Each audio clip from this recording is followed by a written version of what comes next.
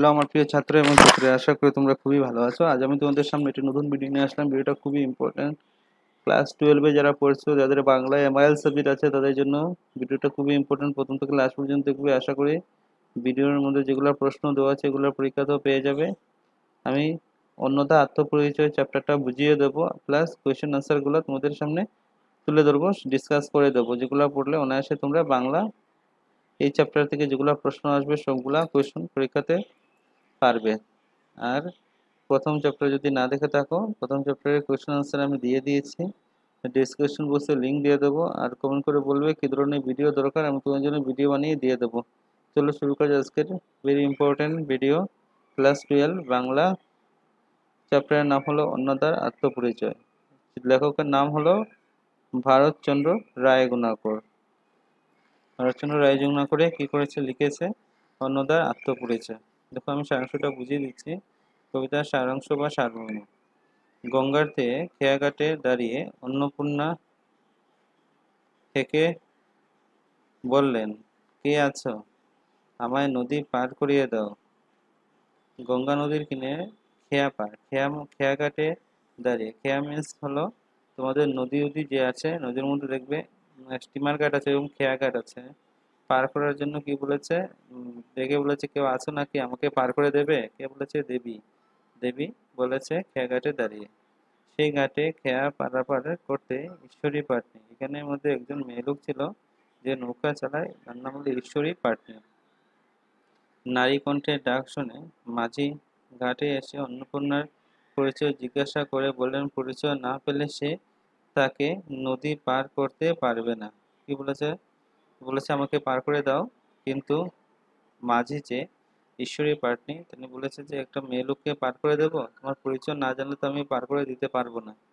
একাকী পরিচয় না জেনে তাকে নদী পার করিয়ে দিলে তার বিপদ করার সম্ভাবনা রয়েছে। মানে কোনো সময় বিপদ হতে পারে। একাকী একটা মেয়ে লোক, তুমি নদী পার হচ্ছে, এই পার থেকে এই পারে চলে যাচ্ছে, তা কেউ জিজ্ঞাসা করো তুমি কেন পার করলে, বাসা কোথায়, জিজ্ঞাসা করবে না? জিজ্ঞাসা করো না, তোমার পরিচয় না জানলে আমি তোমাকে পার করবো না। একথা শুনে অন্নপূর্ণা পাটনিকে নিজের পরিচয় দিয়ে বললেন, হিন্দু নারী হয়ে তিনি স্বামীর নাম উচ্চারণ করতে পারবেন না। হিন্দু নারী হয়ে নারীরা স্বামীর নাম কি করতে পারে না, উচ্চারণ করতে পারে না। তবে তিনি পরোক্ষভাবে নিজের পরিচয় দেবেন, মানে সরাসরিভাবে উত্তর দেবেন না, পরোক্ষভাবে কি বলে উত্তর দেবেন। তার স্বামী হচ্ছেন বন্দ বংশজাত। বন্দ বংশজাত মানে উঁচু জাতের। পিতা তার গোত্রের প্রধান, গোত্রের মধ্যে প্রধান। তার জন্ম মুখ্য বংশে, তার জন্ম কি মুখ্য বংশে। পিতামহ তার নাম রেখেছেন অন্নপূর্ণা। পিতামহ তার নাম কি রেখেছিলেন? অন্নপূর্ণা। তার স্বামী অতি বৃদ্ধ এবং সিদ্ধিতে উস্তাদ। অতি বৃদ্ধ, তার স্বামী অতি বৃদ্ধ মানে বয়স্ক, এবং সিদ্ধিতে, সিদ্ধিতে কি উস্তাদ। অনেকে প্রতি তিনি, তাই তিনি, তার প্রতি বিরূপ, মানে অনেকের কি আছে, প্রতি তিনি তাই তিনি প্রতি বিরূপ।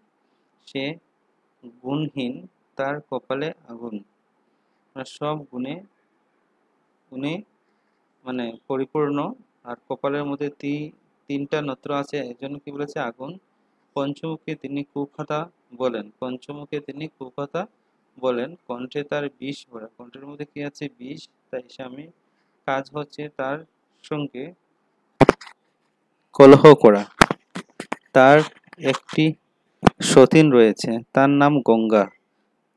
তার ভীষণ তরঙ্গ, গঙ্গার কি আছে, খুব ঢেউ আছে। তার প্রতি মশানে ভূত নাচিয়ে ফেরেন, ভূত নাচিয়ে কি হয়, শ্মশানে যায়। পাষাণ বাপ, তার মরণও নেই, মানে তার কোনো মৃত্যু নেই। এমন বরের সঙ্গে তার বিবাহ দিয়েছে, মানে বরের কোনোদিনও মৃত্যু হবে না। তাই অভিমানে তার ভাই সমুদ্রে ডুব দিয়েছেন। সমুদ্রে কি হচ্ছে, অভিমান করে রাগ করে সমুদ্রের মধ্যে ডুব দিয়েছেন। একথা শুনে পাটনি বললেন, যেখানে কুলীন জাতি সেখানে এরকম ঝগড়াঝাটি হয়ে থাকে। মানে যেখানে কুলীন জাতি মানে কি, বংশমর্যাদা সত্যিই বেশি বড়, এখানে একটু একটু ঝগড়া হয়ে থাকে। তারপর পার করার দেওয়ার জন্য মাঝি কড়ি চাইল। তখন দেবী বললেন, নদী পার করার পর সে বিষয়ে তিনি দেখবেন। বলেছে যে কড়ি দিতে লাগবে, টাকার বদলে কড়ি আছে আগের দিনের প্রচলন। তো ঠিক আছে তুমি পার করে নাও, তাহলে তোমাকে আমি দেখে দেবো। একথা হওয়ার পর মাঝি দেবীকে নৌকা উঠে বসতে বললেন। উঠে বসতে দেবী নৌকা উঠে নৌকার উপরে জলে পা দুটি বাড়িয়ে দিলেন। পাটনি তাকে জলের উপর পা রাখতে নিষেধ করলেন। পাটনি বলেছেন তুমি জলের উপরে পা রাখবে না। তার কথা শুনে দেবী মনে মনে হেসে সেউতির উপর তার চরণ দুটি রাখলেন। সেতুর উপর কি রয়েছে? চরণ রাখলেন। পা রাখার সঙ্গে সঙ্গে তার সোনায় পরিণত হয়ে গেল। কি হয়ে গেল? সোনায় পরিণত হলো। সে দৃশ্য দেখে পাটনি ভয় পেয়ে গেল। সে বুঝতে পারল ইনি মানুষ নন, দেবতা নিশ্চয়। বলেছে যে মনে মনে বলছে মানুষ নয়, কারণ মানুষের তো পাও রাখা মাত্র সোনা হবে না, দেবী না হলে পাও রাখা মাত্র সোনা হবে না। পরপার পৌঁছে দেবী পূর্বমুখ ধরে হাঁটতে লাগলো। মানে পূর্ব দিকে হাঁটতে লাগলো। সেউতির বগলে নিয়ে পাটনি তার পিছু পিছু চলতে লাগলো। পিছু পিছু আসলে দেবী যখন পিছনে তাকালো তখন পাটনি বললেন তিনি নিশ্চয়ই দেবতা, কারণ কঠোর সেউতি দেবীর স্পর্শে সোনায় পরিণত হয়ে গিয়েছে। তখন তিনি নিজ গুণের দায়বশত পাটনি তার পরিচয় দেন। পাটনির কি হয়েছে? তার পরিচয়, পাটনিকে তার পরিচয় দেন। তাকে ছাড়তে না পেরে অবশেষে তিনি তার পরিচয় দেন। তিনি তিনি দেবী অন্নপূর্ণা, কাশীতে তার মহিমা প্রকাশ। দেবী অন্নপূর্ণা, কাশীতে তার মহিমা প্রকাশ। শ্রী চৈত্র মাসের শুক্লা অষ্টমী তিথিতে তার পূজা হয়। এতদিন তিনি হরিহরের ঘরে ছিলেন, কিন্তু সেখানে অহরহ কন্দল হয় বলে তার ঘর ত্যাগ করে আর ভক্তবৃন্দ মজুমদারের ঘরে থাকবেন। তারপরে তিনি পাটনিকে বর করে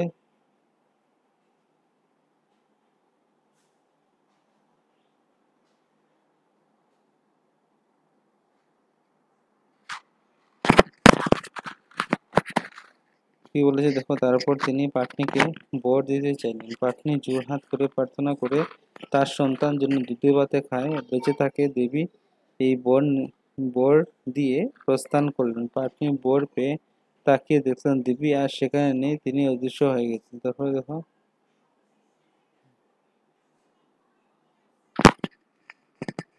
দেখো শব্দার্থগুলো সবগুলা পড়ে নেবে, খোঁজ করে পড়ে নেবে, পড়বে তোমাদের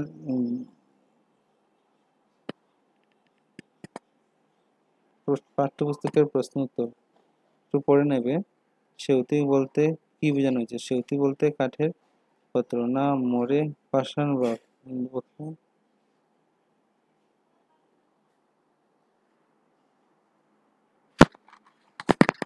তারপরে না মোড়ে পাষাণ বা, পাষাণ বা কি?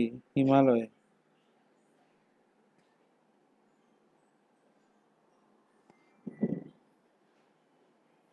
নেক্সট প্রশ্ন দেখো। অভিমানের সমুদ্রে ঝাঁপ দিতে এরা পায়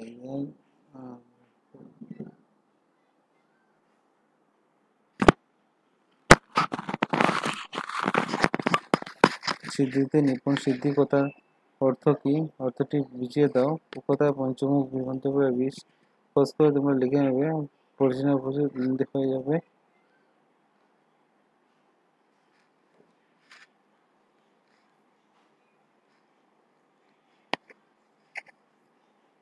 কোনো গুণ নাহি তার কপালে আগুন। ভেরি ইম্পর্টেন্ট প্রশ্ন, এটা পড়ে নেবে।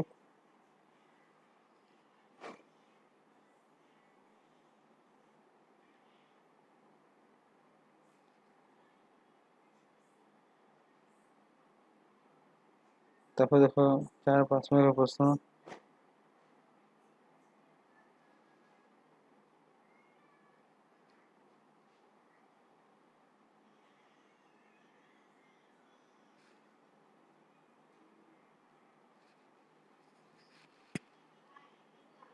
তাই বুঝেন তুমি দেবতা নিশ্চয়, এটা একটা প্রশ্ন।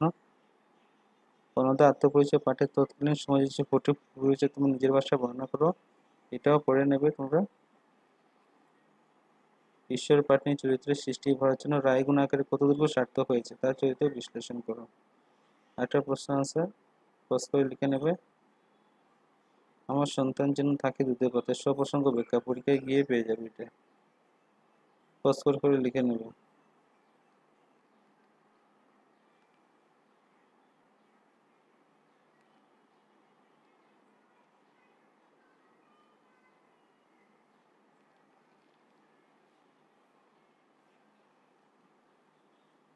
অন্তর্নিহিত ভাব বিশ্লেষণ করো। বিশেষণে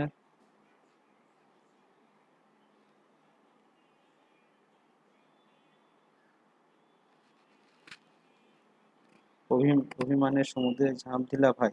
আমি পড়ছি না, কারণ বইটা লেন্দি হয়ে যাবে, তার জন্য প্রশ্নটা করে দিচ্ছি। সেখানে করিম যদি সেখানে তুমি ভাই,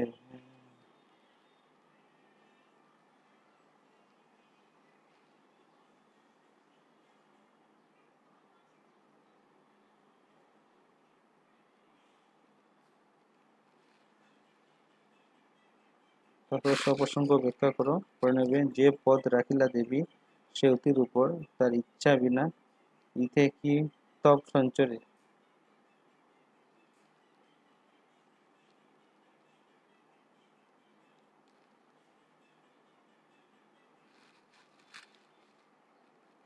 তারপরে ভূত নাচিয়ে পতি ফেরে ঘরে ঘরে।